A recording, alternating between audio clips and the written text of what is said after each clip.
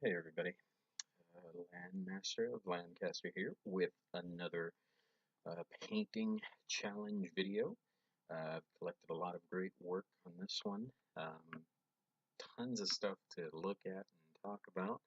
Um, Everybody did a fantastic job with this month's theme, which was specifically um, to do, I guess, what we were calling Last Action Hero or Heat of the Battle. Something you had to do in this challenge was to sort of convey a sense of being in the middle of a fight or uh, something that's been really weather beaten and just barely hanging on and surviving one step at a time. So without further ado, let's go ahead and get started. Our first entry, switch over here, is going to be by Mark Van Ard, and it's a Menoth Vigilant Light Warjack. The thing that I really liked about this one is that Mark did a great job weathering up the two shields on the Warjack's arms that it uses to deflect incoming blasts and attacks um, for enemy model or for friendly models nearby it, because it has an ability called Shield Guard that it uses to protect nearby friendlies. Mark did a great job really capturing that sense of a very, um, well, pun intended here, vigilant warjack that has been protecting um, everybody near it and suffered some damage, but still moving, still going, and protecting as many as it can as they move forward. So really great job with that one, Mark. Okay, moving on to our next one. We have Jamie McKendry, who did a bit of an interesting sort of almost a diorama. If I'm not mistaken, it's the cover art from the second or third edition of the Dark Angels Codex. Or might have just been off of some box art from way back in the day. Um, but he tried to recreate the box art. And for copyright reasons, I'll leave it off of here, but you guys can look it up. He posted it in the Facebook group. Um, he really captured the look of that art by replicating the look of the shoulder pad with the dags and checks on the shoulder pad itself. Um, did a great job getting that Dark Angels green armor down really nice. Um, so great job with that too. Um, and and then all the fallen Marines nearby um, really convey a sense of being right there in the middle of the battle, fighting for dear life. So awesome work, because that's what that artwork does. It inspires you to kind of want to do something like that. And Jamie really did a great job knocking that out of the park. Um, you know, moving on to the next one, we have Rob McDonald's Klingon Warrior, 32mm scale to be exact. Slightly bigger than some of the other stuff that everybody's used to doing, um, but I wasn't even aware there are any sort of Star Trek minis. So when I saw this one, I was really excited to see how it turned out. Um, and Rod did a great job with the fairly simple paint scheme of the Klingon battle dress or battle garb, if you will, with the metallic and the black, and then the skin tone is really nice. When I saw this, I immediately thought, well, how the heck do you do that?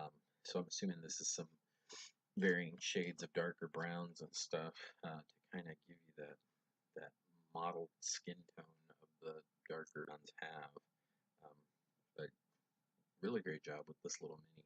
Um, Now I'm really intrigued to know more about Star Wars or Star Trek minis, excuse me, because I kind of want to see more. Not that I wouldn't mind seeing like a red shirt, mind you, with a hole in his chest or something, but something to that effect would be kind of cool to see on tabletop. Our next entry comes to us from Patrick Odell.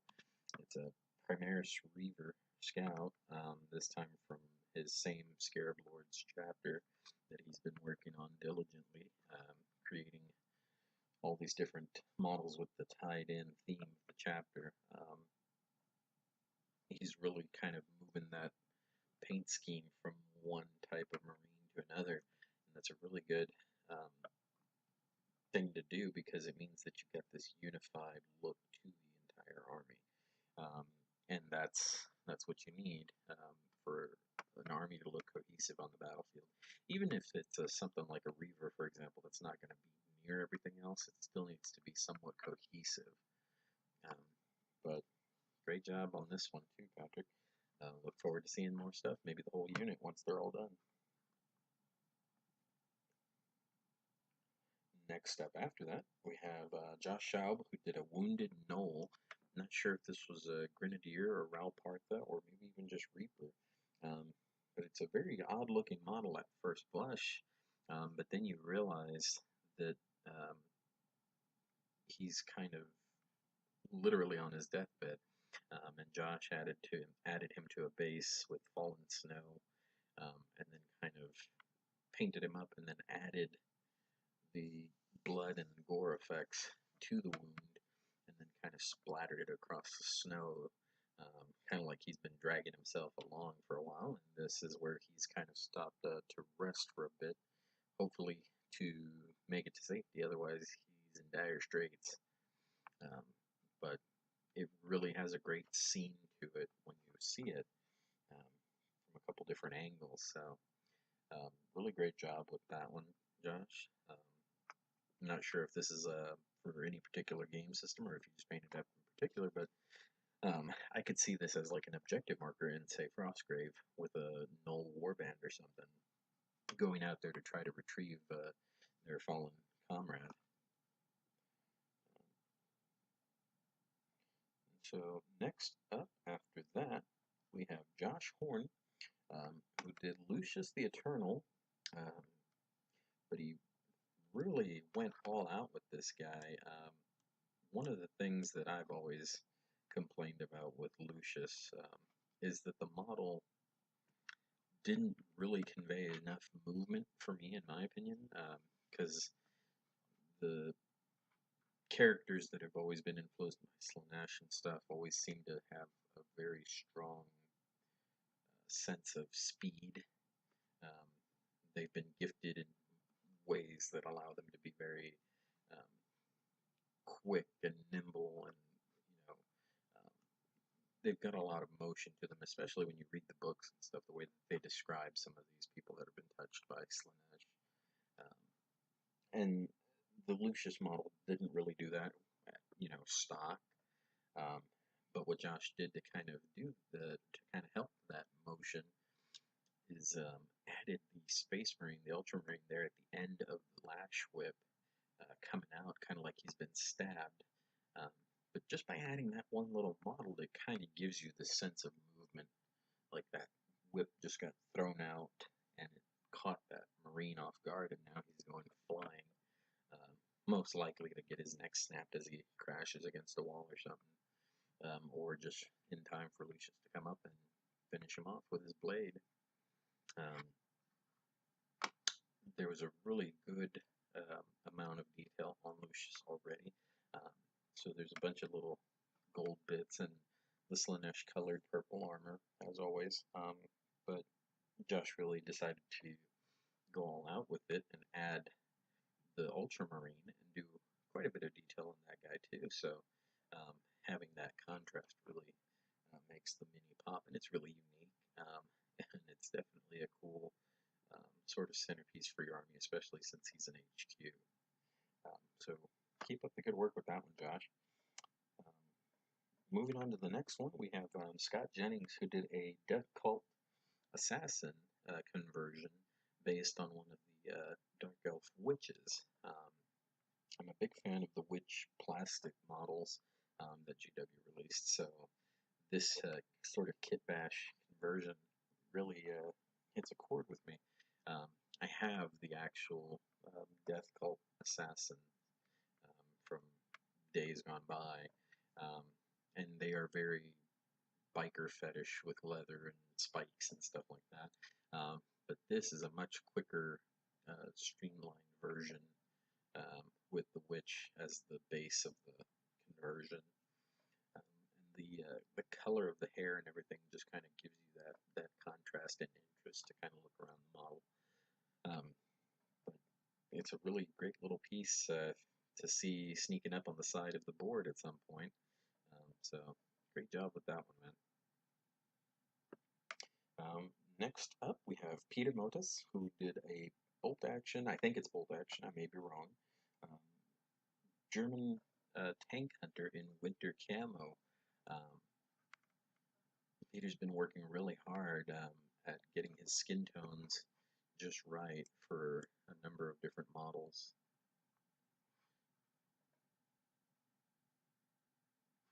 that he's been working on recently. And there was actually 3 different um, Germans that he was working on, and this is the one that he decided to submit.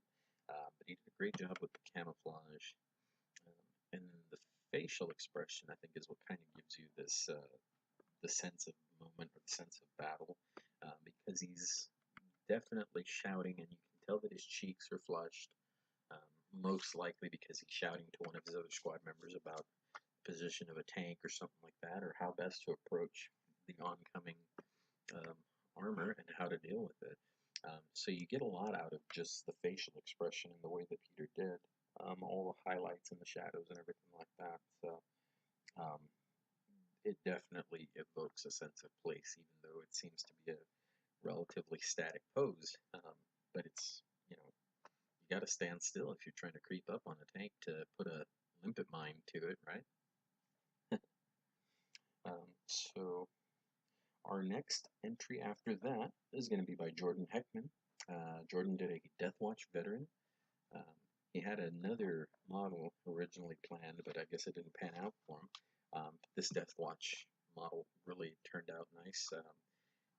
He said he's going to be using it for the RPG. I have a couple different figures like that myself that I've done um, that kind of found homes in different armies. Um, Now that I've not been playing Deathwatch RPG in a while, but it's always fun to give you or to create some sort of uniquely yours Space Marine for that game. And so that sort of striding forward pose with his gun ready, his bolter ready to engage another target, um, really pulls you into the RPG, especially if you play it with the terrain and everything else, and you do some sort of like combat scenarios to break away from the just RPG aspects of talking and interaction and stuff. Um, it can be a really fun way to combine your Warhammer 40k experience with an RPG, um, and the model really helps to pull you into that. So great job with that one, man. Next up after that, we have John Rolson, who did a Warhammer skeleton, or white, kind of coming up out of the ground. Um, and I think that's probably why I like it as much as I do, because it is only half of a model. But the base has kind of been incorporated into it to give you that sense of him bursting out of the ground, probably on some unsuspecting foe, to try to drag them back under below with him. Um, the gold on the armor and everything just kind of gives you that sense of maybe it's a little bit dingy, a little bit dirty. Um, and the skeleton has a very expressive face. He must have picked a very particular one because it almost looks like it's coming out of the ground, screaming at you, ready to drag you down below, um, out of his grave. Um, so really cool work with that one. Can't wait to see some more skeletons. I've been working on a bunch myself, so always looking for inspiration. Keep up the good work. Next up, we have Sean Allen Cornwall, and I believe this is Sean's first submission to our challenges, and also he's a relatively new member, or at least first time posting in the challenge. But anyway, he chose to do Karn the Betrayer. Um, the new plastic model rather, not just the old metal one. Um, I like the new plastic model, but Sean took it one step further and added Space Marine getting it right in the midsection, getting chopped in half, and as he said, he titled it Rolling a One. Um, although I'm thinking that probably that Space Marine is the one that rolled the one, not Karn, because I think if Karn rolls a one, that's bad news for him. Um, but I think he was going to add some blood effects and some other stuff to that to really make it a gory scene. Um, but overall, the model has a great pose, and Sean did a great job capturing the paint job, um, or capturing the studio paint scheme for his tabletop army there. And the Marine in the back, I guess, is a chapter of his own design or something to that effect, because I'm not too sure I recognize what it's supposed to be, um, but it definitely does not look like he's having a good day. So keep up the great work, though, Sean, and keep on posting your stuff. That way we can see it and share it and discuss it. Um, Next up after that, we have Samuel Lachance with a Zombicide Rick Grimes. Not Rick Grimes, actually. Gick Grimes. Um, uh, for Zombicide, there's a lot of parody characters, and this is one of them. Um, the Undead Rick, as we'll call him, is a spitting image of some famous TV show folks. But it's a really gritty, gruesome, nasty looking zombie, and I guess it's probably because he applied some washes in there after he painted up all the sheriff's costume, sheriff's uniform, and stuff like that. Um, and the rotting flesh all got kind of toned down and blended together to look like this was a walker that had been running around for some time now. Especially with that gun in his hand, so that may be why that one walker is still going around. Um, but the pose is really motion centric because it's moving forward and pointing the gun at something like it's in mid stride, ready to pull the trigger.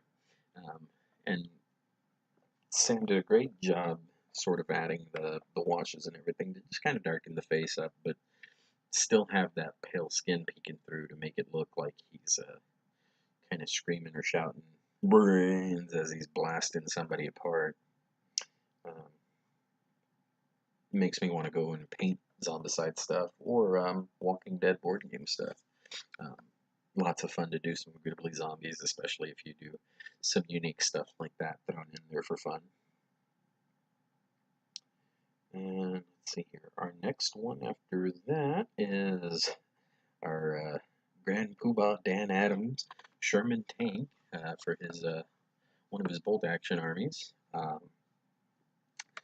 Dan started using Mission Models paints that he purchased, um, and he's been loving them ever since he got them. Can't stop raving about them, and I can definitely see why, because the color for the OD green on the Sherman is very muted, um, and it's definitely OD green. It doesn't look like it's off, um, like more towards the German colors or more towards the Russian greens. It is distinctly OD green from World War II, which is really nice because sometimes it's kind of hard to capture the right shade for the right period. Um, but he did a great job with that mission model colors, and then he took it a step further and banged it up a bit and did some weathering with a couple of different oil colors, if I'm not mistaken, and did some filters and washes and stuff to really grime it up and make it look like this Sherman's been running around for some time now and could definitely use a break. Uh, but great weathering on the tracks, great weathering on the hull, right where the insignia is at and stuff like that. Um, so I sure hope these guys get to where they're going and get to take a break at some point, because it looks like they're in for some rough road ahead.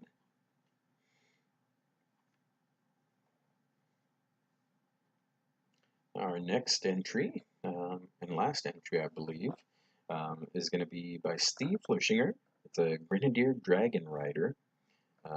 It may be Grenadier. I'm not too sure. I'm thinking that's what it is, though, because it looks like one that I've got sitting in a pile of lead next to me. Um, and it looks very familiar. Um, but the one of these old school models like this, what I really like about it is that it's definitely a dated pose or definitely a dated model. Um, but the sort of dragon is rearing back up, um, and uh, what Steve went ahead and did is added a bit of chain and attached it to the rider from the dragon, kind of like he's pulling him back, rearing him up, if you will. Um, and so it's kind of like that. He just came up to the crest of a ridge or something and like pulled him back to stop. And it's kind of gnashing its teeth and rearing back as they survey the land ahead of them to figure out where they need to go. Um, so definitely a lot of movement out of that one um, for being such a old mini. Um, but great job with the colors, and great job with just capturing or filling in that uh, color scheme and letting the mini do the talking as far as the pose and what it's trying to do. One of our other entries that we have is going to be by Wright Smith. It's a Venerable Salamander Dreadnought. Um, the the comment that he left with the mini when he posted it was nothing says having a bad day like getting your head crushed in, and this venerable dreadnought's definitely going to town on a couple of different Chaos Marines, just popping heads like cherries. He's crushing everybody around him, um, and the dreadnought models usually don't have a whole lot of movement to them because they are relatively static pose. Your legs only go so far, um, but with some clever cutting and repositioning, uh, he was able to give him sort of like a stomping pose on top of some of those chaos models. So it looks really cool.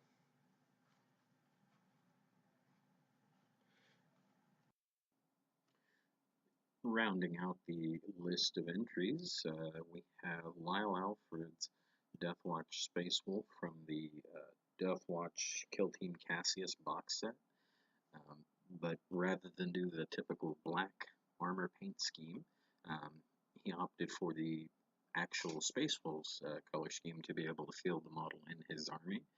And what really, the model itself just has a lot of dynamic pose to it and everything else. But what makes it stand out is that Lyle took the extra step to do magnetization and a couple of other little things on his figure to make it stand out. He also magnetized the base and did some really interesting base work for it. Um, so this one definitely looks really good. It's really nicely detailed. Um, Lyle managed to pick out all the nice little runes and carvings and etching that he's got on there, as well as kind of scuff up the leather from the boulder holster and stuff like that to kind of make it look like it's definitely worn down from use. Um, so great job with that one, Lyle.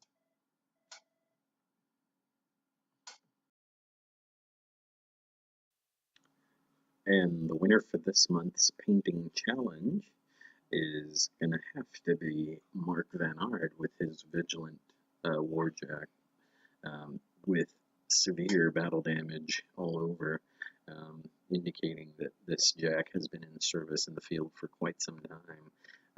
And it really fits with the theme of the model being a sort of protector of sorts, using his shields to protect other friendlies as they move up the field and stuff like that. And this Jack has definitely taken a beating, it looks like, but it's still moving up the battlefield, protecting everybody as much as it can.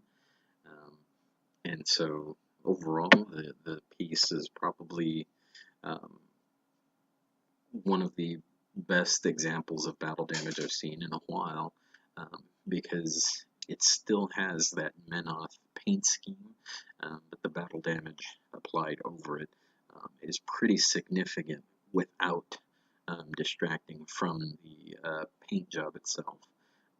So Really fantastic job with that, Mark. You've really out. And so with that, another painting challenge video is in the books, folks. Lots of really great work as always. Just keep them coming, keep on posting them and sharing them to the group. And be on the lookout for the video for the raffle soon to follow after this on Facebook Live. Um, just stay tuned to the Facebook page where we'll be announcing when that raffle video will happen. Everybody will be getting their name entered as long as they completed this month's challenge by submitting a pre-paint and post-paint picture to the challenge post. And also just keep an eye out in the future for more raffles to be tied into the painting challenge for the month because it gets everybody involved. We've already got a great turnout, but everybody loves getting a free mini every now and then. So any chance that we guys can give something away, we'll definitely try to do that. But yeah, thanks for watching, guys. Catch you in the next one.